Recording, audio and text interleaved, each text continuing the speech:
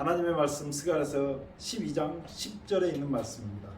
내가 다윗의 집과 예루살렘 거민에게 은총과 간구하는 심령을 부어주리니 그들이 그 찌른 바 그를 바라보고 그를 위하여 애통하기를 독자를 위하여 애통하듯 하며 그를 위하여 통곡하기를 장자를 위하여 통곡하듯 하리로다. 아멘. 오늘은 2300주야에 대해서 설명하려고 합니다. 이게 어떤 면에서 보면 뜨거운 감자고 어떤 면에서 보면 계륵 같은 존재고 어떤 면에서 보면 구더기, 무서워서 잠 못 자고 본다는 속담이 적절할 수 있는 그런 말씀이에요. 그런데도 불구하고 하나님의 말씀이기 때문에 하나님의 말씀을 맡은 목사로서 하나님 말씀을 반드시 증거해야 될 필요성이 있어서 하나님 말씀을 말씀드리는 거예요. 자, 그 말씀을 하기 전에 먼저 정말 중요한 걸 얘기하겠습니다. 회개가 뭘까요? 회개. 예수님을 보는 것. 어우, 좋아요. 예수님 보는 것. 예수님을 세상의 것을 보다가 예수님을 본다. 회개가 뭐죠? 하나님께 돌아가는. 맞아요. 또 그런가 하면 죄를 뉘우치고 그 다음에 하나님께 죄를 고백하는 거다 이렇게도 이제 얘기를 하는데 오늘은 정확한 회개의 의미부터 한번 우리가 생각해보고 나가려고 해요. 요즘에 애완동물을 많이 키우잖아요. 애완동물 키우면 애완동물을 정말 이뻐가지고 막 어쩔 줄 모르고 키우더라고요. 다들 그 강아지를 키우는 거 보면 개껌도 사주고 그 다음에 개 간식도 사주고 그렇게 키우잖아요. 지금 말하는 거는 제가 있을 법한 이야기를 지어낸 겁니다. 이해를 돕기 위해서 하는 말이에요. 이스라엘 백성 중에 어떤 사람이 아들이 태어났으니 아들하고 같이 놀라고 이스라엘 백성들한테 제일 많은 게 뭐였죠? 짐승 중에? 양. 그렇죠. 양을 한 마리 줬어요. 그 새끼 양을 같이 재밌게 놀았어요. 그래 부르면 막 와요. 밖에만 나가면 저기서 부르면 막 얘를 보려고 따라와. 아이가 어린 애가 막 그러다가 이제 컸단 말이에요. 근데 어느 날 남의 집 포도밭을 지나가다가 포도가 너무 맛있게 열린 걸 보고 포도를 한 박스를 따가지고 훔쳐갔어요. 근데 성경은 죄가 있는 사람은 어떻게 해야 돼요? 죄를? 그 사람은 죽음이 맞아요. 그 죄가 있으면 죽는 거예요. 돌 맞아 죽어야 되는 거예요. 성경은 죄의 싹은 사망이라고 얘기를 했거든요. 그 죽어야 되는데 안 죽을 수 있는 방법이 있는데 뭐예요? 자기가 이렇게 이뻐하던 뭐를? 양을 끌고 가가지고 양한테 자기 죄를 전가시키고 죽이면 되는 거예요. 지금 제가 애완 그 동물에서부터 지금 얘기해가지고 반려동물이라고 그러잖아요. 거기서부터 시작해서 지금 양 얘기를 했잖아요. 그래서 이 아이가 양을 끌고 옵니다. 그리고 양을 끌고 와서 양 머리에다가 안수를 해요. 이 아이가 양이 얼마나 이쁘고 그렇게 했는데 양한테 자기 죄를 전가를 시키고 그 다음에 양을 누가 찔러요? 자기가. 그 양을 끌고 온 그 아이가 찔러야 되는 거예요. 얼마나 양한테 미안할까요? 그 얘기가 성경에 나와 있어요. 레위기 1장 봐보세요. 레위기 1장 2절요. 이스라엘 자손에게 구하여 이르라. 너희 중에 누구든지 여호와께 예물을 드리거든 생축 중에서 소나 양으로 예물을 드릴지니라. 그 예물이 소의 번제이면 흠없는 수컷으로 회막문에서 여호와 앞에 연락하시도록 드릴지니라. 그가 번제물로 머리에 안수할지니라. 안수할 때 뭘 안수하냐면 자기의 죄를 안수하는 거예요. 아담과 하와가 선악과를 먹은 다음에 모든 사람은 죄를 범했다고 그러거든요. 그래서 아담 안에서 모든 사람이 어떻게 됐다고요? 죽었다고. 모든 사람이 죽었어요. 그 죽은 사람이 살아날 수 있는 유일한 방법은 뭘 잡으라고요? 양을 잡아야 돼요. 소를 잡거나 번제물을 가지고 와서 짐승을 잡아야 돼요. 그 아무리 좋아도 그 양을 잡아야 되는 거예요. 양을 잡지 않으면 누가 죽어야 돼요? 내가 죽어야 돼요. 그러니까 양한테 죄를 안수하고 그 다음에 누가 잡냐면 5절에 보면 그는 여호와 앞에서 그 수송아지를 잡을 것이요 누가 잡냐면 본인이 칼을 들어서 자기하고 그렇게 뛰어들고 자기가 딱 문만 열고 나오면 자기서 또 막 달려오던 그 양을 누가 찔러야 돼요? 양을 자기가 찔러야 돼요. 그는 여호와 앞에서 그 수송아지를 잡을 것이요 피를 받는 건 제사장이 받지만 양을 잡는 건 그 사람이 양을 잡는 거예요. 이제 장면을 바꿔서 이 양이 누구를 상징한다고요? 예수님을 상징하는 거예요. 만약에 온 지구상에 나 혼자밖에 없고 죄를 지어가지고 내가 나 혼자 딱 있어요. 그 예수님이 오셨어요. 그럼 예수님을 십자가에 누가 못 박아야 돼요? 내가 못 박아야 돼요. 그래서 스가랴서를 먼저 읽은 것입니다. 그들이 그 찌른 바 그를 바라보고 예수님을 본다는 것은 예수님을 못 박은 사람이 로마 병정이다 이렇게 해버리면 안 되는 거예요.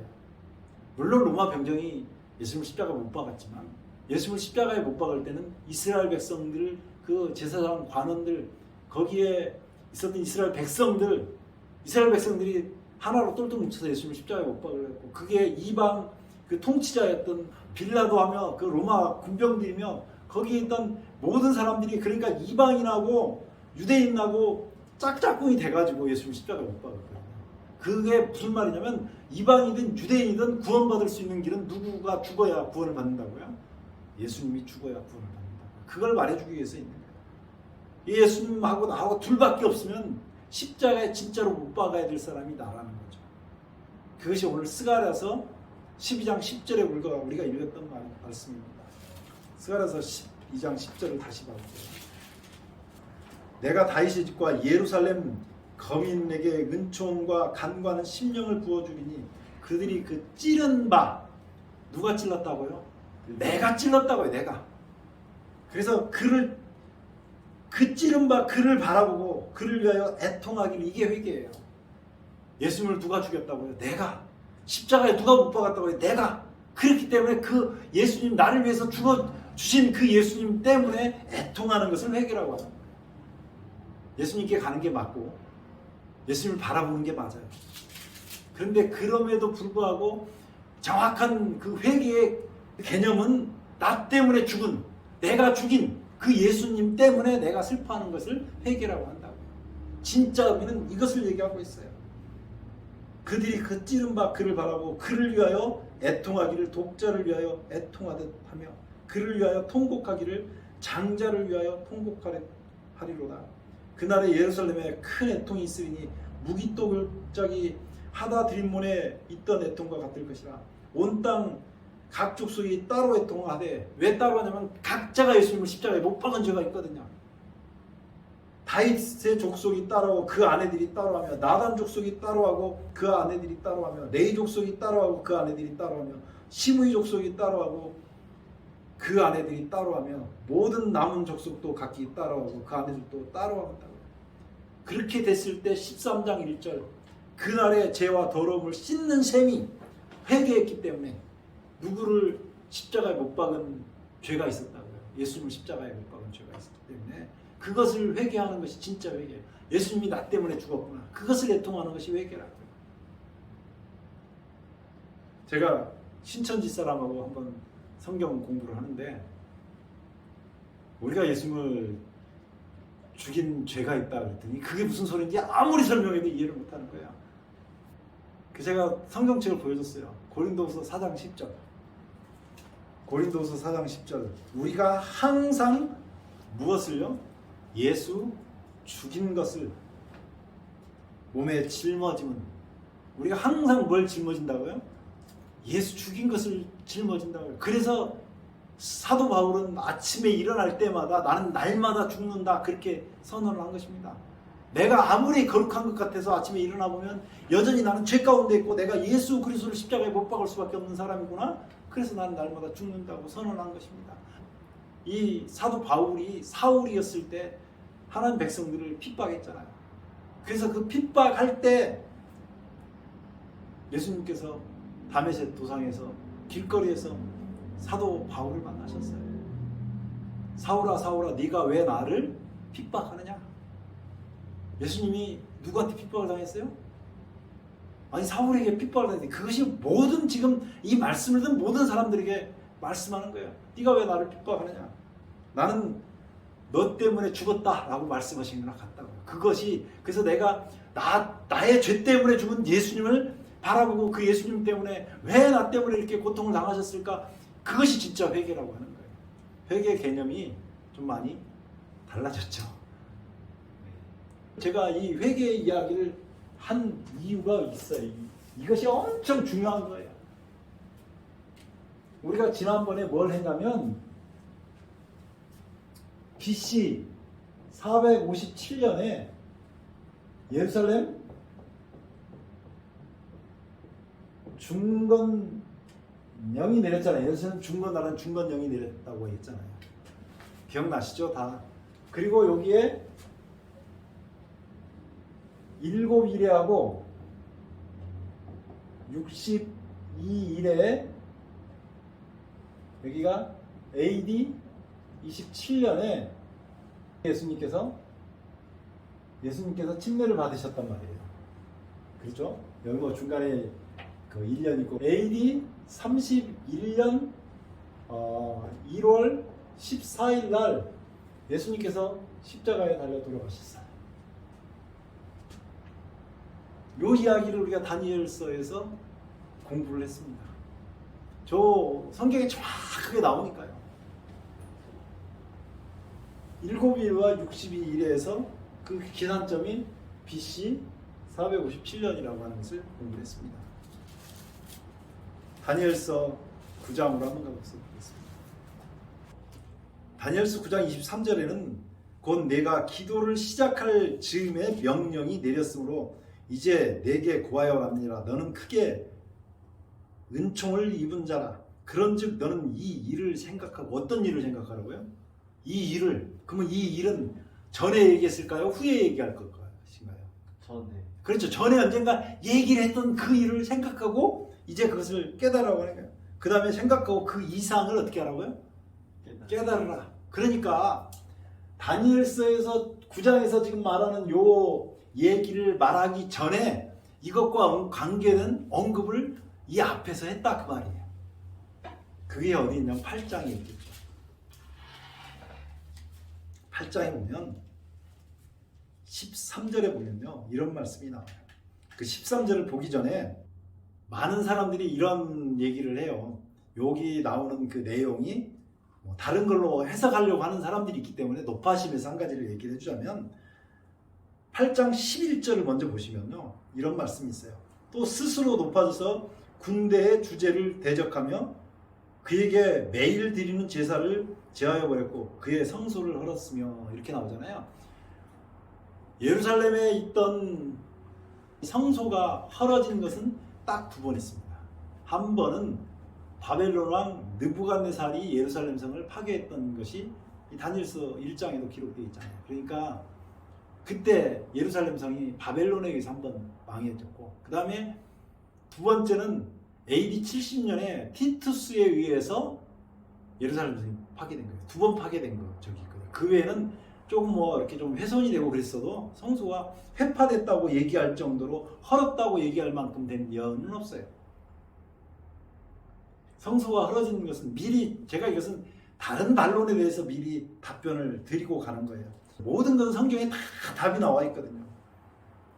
13절 보면요. 내가 들은 즉 거룩한 자가 말하니 다른 거룩한 자가 그 말하는 자에게 묻되 이상에 나타난 바 매일 드리는 제사와 망하게 하는 죄악에 대한 일과 성소와 백성이 내어준 바 되며 짓밟힐 일이 어느 때까지 이르고 하매 언제까지 그것이 이를 것인가 라고 이제 질문을 한 거예요. 궁금하니까 이렇게 물어봤겠죠. 14절 그가 내게 이르되 2300주야까지니 그래서 여기에 뭐가 나오냐면 2300주야가 나와요. 이 300주야라고 하는 말은 요거 일이죠. 일이에요. 성경 예언에서 지금 7일이나 62일에 그래가지고 이렇게 해석하다 보니까 하루를 1년으로 계산했단 말이에요. 그러면 하루를 1년으로 계산한 성경적 근거가 있습니까? 근데 1800년대까지만 해도 모든 성경의 예언상 일일은 1년으로 계산을 했어요. 그럼 그것이 성경 어디 나오냐면 에스겔서 4장 6절하고 일단 에스겔서 바로 다니엘서 앞에 있는 성경책이니까요. 에스겔서 4장 6절에 보면 그 수가 차거든 너는 우편으로 유다족 속의 죄악을 담당하라. 내가 네게 40일로 정하였느니 이 일이 1년이니라. 에스겔 선지자가 이렇게 누웠다 누워 있으면서 그 죄악을 담당하라고 하는 하나님께서 특별한 행동을 하라고 하는데 유다 그 민족은 40일로 정해서 죄악을 담당하는데 그 일일이 1년이다 이런 데 계산을 하거든요. 그리고 또 하나는 이스라엘 백성들이 민수기 14장에 나오는데 가나안 땅에를 들어가기 전에 정탐꾼을 먼저 보내잖아요. 거기는 젖과 꿀이 흐르는 땅입니다. 정말 좋은 땅입니다. 그러나 거기 있는 아낙 족속들은 장대하고 그래서 우리가 못 들어가겠습니다 라고 얘기할 때 그 사람들이 땅을 탐지한 날수가 40일이었어요. 그래서 하나님께서 40일의 1일을 1년으로 계산해서 40년 동안 광야를 떠돌게 하면서 못 들어가게 하신다 그 말이에요. 그 뒤로 성경 예언은 항상 1일을 1년으로 계산했단 말이에요. 2300주야가 나왔잖아요. 2300주야 2301이니까 이걸 1일을 1년으로 계산하면 2300년이겠죠. 그러면 BC 457년에서부터 2300주야가 되는 요 날짜를 457년을 계산해보면 1843년이 나오는데 중간에 0년이었기 때문에 1년을 더 해야 된다고 그랬잖아요. 그래서 여기가 1844년이 나와요. 이 연대는 틀림없는 연대예요. 이게 오늘날로 오면서 날짜가 1년 정도 차이는 있을 수 있지만 그럼 1844년 요 연대는 계산상 연대는 맞다. 그러면 여태 예수님이 오신다고 생각했던 사람들은 그때 예수 오신다고 그래가지고 난리 났다고 제가 앞에 그래서 미리 앞에 것들에 그 지식이 있어야 돼서 앞에 올려놓은 방송을 좀 봐야 되지만 이제 예수님 오신다고 제가 생각을 했거든요. 이때 뭘 한다고 하냐면 성소가 뭐 한다고요? 정결함을 입는다고요. 이렇게 이제 표현을 했거든요. 다니엘서 8장에 2300주야까지니 그때야 성소가 정결함을 입으리라 이렇게 나오잖아요.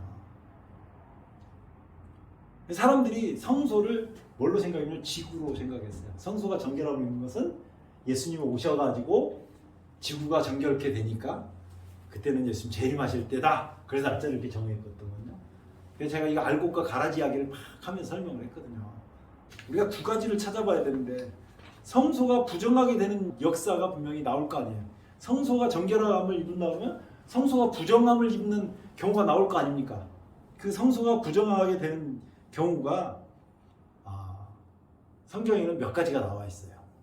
그러니까 성경을 다 찾아서 그럼 성소가 왜 정결함을 입으려면 성소가 부정함을 입는 것을 먼저 찾아봐야 되잖아요.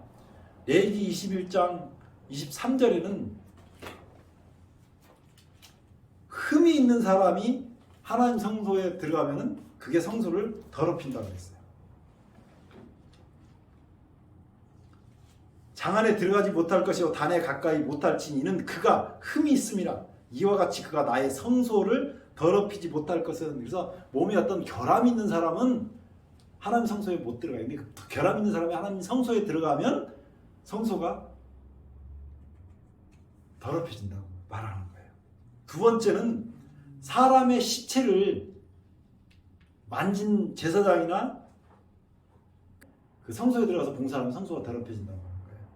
민수기 19장 13절인데 누구든지 죽은 사람의 시체를 만지고 스스로 정결케 아니하는 자는 여호와의 성막을 더럽힘이라 이렇게 나오거든요. 그러니까 시체를 만지면 왜 성막이 더러워지냐고요. 이제 성막 내가 그림을 맨날 그리고 이렇게 그렸는데 이렇게 성소가 있으면 이 동쪽이잖아요. 동쪽에서 양 가져가서 번제 다니면서 아까 그 양 얘기한 게 여기 양은 여기서 잡고 소는 여기서 잡았단 말이에요. 양은 북쪽에서 잡았고 소는 동쪽에서 잡았어요. 그래서 우리 교회 이름을 동북교회라고 진 거예요. 동쪽도 십자가를 상징하는 거고 북쪽도 십자가를 상징하는 방향이에요. 그래서 이제 동북교회라고 이름을 지은 거거든요. 이 성소, 성막, 이 성막이 하는 일이 뭐죠? 아까 죄진 사람이 자기 죽었다 그랬잖아요. 아담 안에서 모든 사람이 죽었다 그랬잖아요. 그래가지고 와서 양을 갖고 와가지고 양을 잡고 돌아서 나가는데 여기서는 뭐 하냐면 죽은 사람이 살아나는 일을 하는 게 성막이에요. 그런데 구원받는다는 것이 생명 없는 사람이 생명을 얻는 걸 구원받는다고 얘기하거든요. 그렇기 때문에 죽은 사람이 살아나는 곳이 성막이라고요. 죽은 시체는 사망이기 때문에. 그래서 죽은 사람하고 관계 있으면 다 사람 몸을 정결케 하고 두어야 돼요. 여기는 살리는 곳인데 죽은 사람하고 관계가 되면 안 되기 때문에 그래서 죽은 사람이 안 된다고 하는 거예요. 죽은 사람은 사망을 의미하기 때문에 그래요. 백성도 시체를 만지고 그 회막의 그 행사에나 이렇게 참석하면 안 되는 거였어요. 스바냐서 3장 4절에 이런 말씀이 있어요. 그 선지자들은 위인이 경솔하고 간사한 자요 제사장들은 성소를 더럽히고 율법을 범하였도다. 죄를 진 제사장이 자기를 성결케 하는 의식을 하지 않고 십자가를 붙들지 않고 하나님 앞에 나오면 그것도 역시 성소가 더럽혀졌다고 얘기하는 거예요. 그 다음에 가증한 일을 했을 때도 이스라엘 백성들이 가증한 일을 했을 때도 성소가 더럽혀졌다 그랬어요. 에스겔서 23장 39절에는 이런 일도 있어요. 그들이 자녀를 죽여 그 우상에게 드린 당일에 내 성소에 들어와 더럽혔으며 어마어마하게 큰 죄를 지고 하나님께서 사람을 위해서 목숨을 내놓고도 사람을 구원하려고 하는데 부모가 마땅히 그렇게 해야 되는데 자기 자식을 우상한테 드려가지고 그 우상한테 드린 것을 마치 신앙인 양 하고 하나님 앞에 들어왔을 때 하나님께서는 내 성소가 크게 더럽혔다고 얘기를 하는 거예요. 그래서 말라기서 1장 10절에는 이렇게 얘기합니다. 만군의 여호와가 이르노라 너희가 내 단 위에 헛되이 불사르지 못하게 하기 위하여 너희 중에 성전문을 닫을 자가 있었으면 좋겠다. 이렇게 해서 성소를 더럽히면 안 되기 때문에 백성이 죄를 짓거나 제사장이 죄를 짓거나 그리고 흠이 있거나 시체를 만지고 들어오거나 이런 일들 때문에 성소가 더럽혀졌다고 하는 거예요. 그래서 성전 문을 좀 닫았으면 좋겠다라고 얘기를 하셨단 말이에요. 근데 그것만 부정한 게 아니고 이방인 때문에도 부정함을 입었어요. 시편 79편 1절에는 하나님이 열방이 주의 기호에 들어와서 주의 성전을 더럽히고 하나님 성전에 이방인이 들어오면 성전이 더럽혀져요.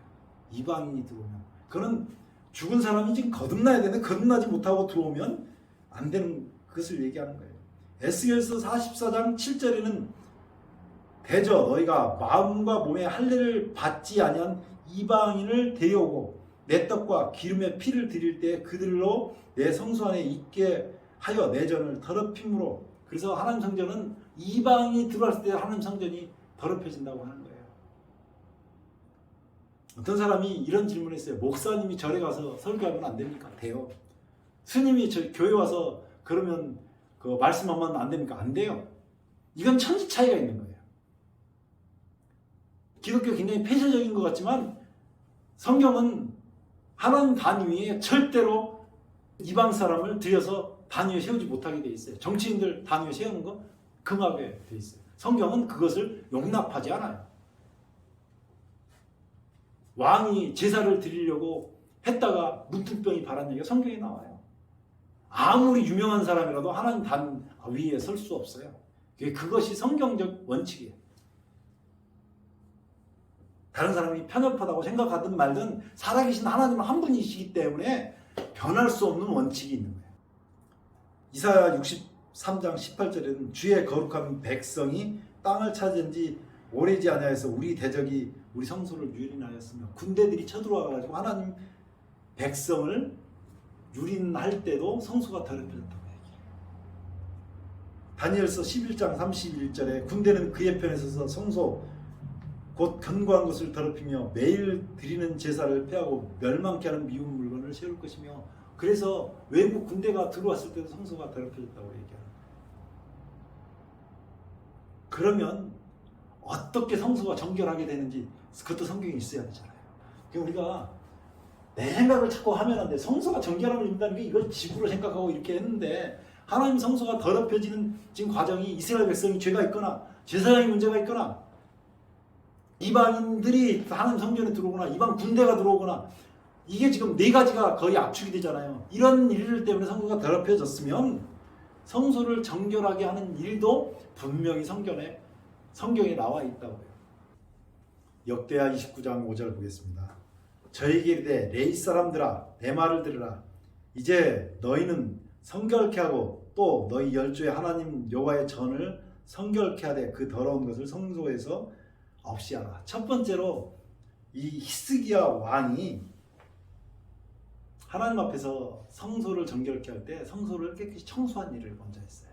그렇다고 해서 성소가 하나님께서 연락받을 만큼 정결하게 됐냐? 그런 것은 아닙니다. 그리고 17절에 보면 정월 초하루에 성결케 하기를 시작하여 그달 초파일에 여호와의 낭실에 이르고 또 8일 동안 여호와의 전을 성결케 하며 정월 16일에 이르러 마치고 그 쭉 성결케 한 이야기가 나옵니다. 그리고 나서 20절에 이렇게 얘기해요. 히스기야 왕이 일찍 일어나 성읍의 기인을 모아서 여호와의 전에 올라가서 수송아지 7과 수양 7과 어린 양 7과 수염소 7을 끌어다가 나라와 성소와 유다를 위하여 속죄 제물을 삼고 이 사람들이 뭐 했어요? 번제 드리고 속죄 제물 삼아서 그게 결국 무슨 얘기예요? 십자가 붙들었다는 얘기예요. 요즘으로 얘기하면 아론의 자손 제사장들을 명하여 여호와의 단에 드리게 하니 이에 수수를 잡으며 제사장이 그 피를 받아 단에 뿌리고 그 수양을 잡으며 그 피를 단에 뿌리고 어린 양을 잡으며 그 피를 단에 뿌리고 성소를 정결하게 하는 게 뭘로 정결하게 하는 거예요? 예수님의 피로 피 흘림이 없은즉 사함이 없느니라. 성소가 정결하게 되는 것은 예수님의 피로 정결하게 된 거예요.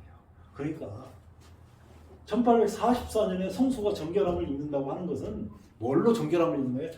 성소가 정결함을 입는다는 것은 일단은 십자가에 흘리신 예수님의 피로 정결하게 된다는 것을 이렇게 증명할 수가 있는 거예요. 그런데 여기만 나오는 게 아니고 에스겔서 45장 18절에 이런 말씀이 있어요. 에스겔서 나 여호와가 말하노라 정월 초하룻날에 흠없는 수송아지 하나를 취하여 성소를 정결케 하되 성소를 정결케 하는데 뭘로 정결케 한다고요? 수송아지 하나로 정결케 한다고요. 그런데 이게 1844년하고 무슨 관계가 있느냐? 이건 이제 우리가 궁금하잖아요.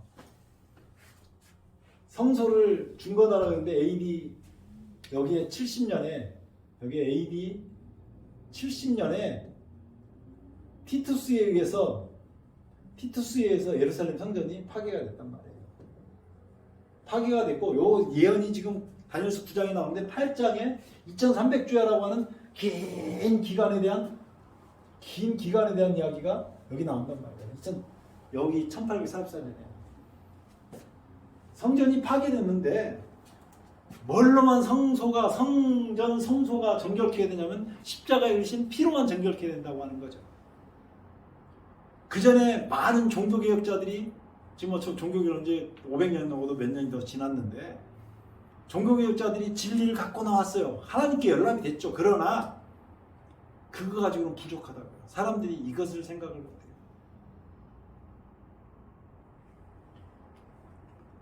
신앙 대각성운동이 1750년대 후반부터 신앙 대각성운동이 미국에서 일어났어요. 뉴저지나 뉴잉글랜드 주나 뭐 이런 데서부터 신앙 대각성운동을 일으켰어요. 이 대각성운동이 1차, 2차인데 이 신앙 대각성운동이 일어났을 때 교회에 어떤 일이 일어나냐면 회개하는 운동이 일어나요. 무슨 운동이 일어난다고요? 회개하는 운동이 일어난다. 아까 제가 처음에 회개의 개념을 왜 설명하고 나왔냐면 그 전에는 개인적으로 진리를 받아들이고 이런 것들이 있지만 그렇게 많은 사람들이 모여서 하나님 앞에 정말 자신의 죄를 자복하고 회개하는 일들이 일어나지 않았다가 1800년대를 중심으로 해서 전후를 중심으로 해서 신앙 1차 신앙 대각성운동이 일어나고 2차 신앙 대각성운동이 일어나면서 신앙의 불길이 미국을 중심으로 해서 전 세계적으로 이 신앙의 불길들이 팍 일어났는데 그때 일어났던 운동이 뭐냐면 회개운동이 일어난다고요. 사람들은 그 운동이 일어난 다음에 교회가 뭐 어떻게 분열, 이게 아니라 하나님께서는 지금 그 사람들이 하나님 앞에 회개하는 그 회개하는 행위가 하나님 앞에 연락이 됐어요. 왜? 1844년 요 때까지 사람들이 어마어마하게 하나님 앞에 회개를 했거든요. 그래서 신앙의 물결이 여기저기서 막 기적 같은 일들이 일어나면서 하나님의 역사가 충만하게 돼서 2300주야까지 그때 성소가 정결함을 입는다고 하는 이 성소가 뭐겠어요? 교회죠. 하나님의 이름으로 일컬어진 교회가 그때 정결함을 입는 역사, 하나님께 드디어 상납받는 역사, 다 회개하기 때문에 예수님의 피로 씻어주는 그 역사가 일어났어요. 그런데 이 역사가 일어났다고 해서 알곡과 가라지에서 어느 쪽에서 일어났다고요? 알곡 쪽에서. 알곡이 있고 가라지가 있다고 그랬잖아요. 여기는 예수님이 재림하신다고 요 1844년 10월 28일 예수님 재림한다고 그랬고 여기서는 회개운동이 일어났어요. 그 플러스 전도운동이 일어났죠.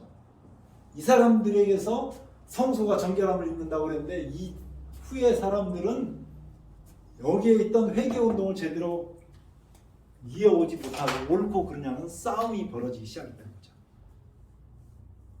우리나라에도 그런 신앙 대각성운동 같은 운동이 있었는데 평양에서 그 일이 있었습니다.